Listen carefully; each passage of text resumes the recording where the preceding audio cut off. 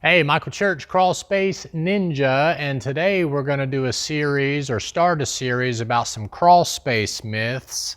So the first one's going to be, will bugs and rodents get in an encapsulated crawl space? Stay tuned.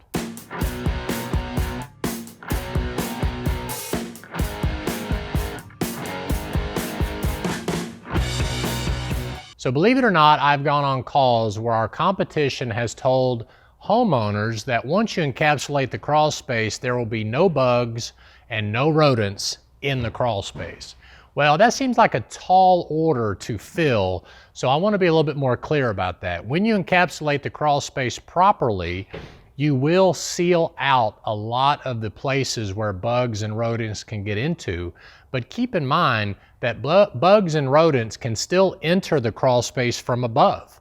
If they get into the heating and air ducts or anything like that, and the ducts or the joints aren't joined properly, you can get all kinds of bugs down through from your living space into the crawl space. So to say that you'll never have a bug or a rodent in an encapsulated crawl space is a little bit misleading. The other thing I want you to think about is here in Tennessee, we have ground squirrels, or chipmunks like we like to call them.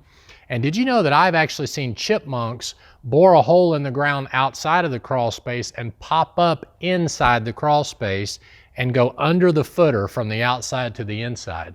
So that's going to be a difficult thing to keep from happening as well. If you got a rodent that can actually bore under the footer through the ground and pop up inside. So if something sounds too good to be true, it probably is. So we're going to rate that as a myth, that you'll never have bugs or rodents in your crawl space. My name is Michael Church with Crawl Space Ninja, and we appreciate you watching this video. We hope you'll like the video down below, and we hope you make it a happy and blessed day.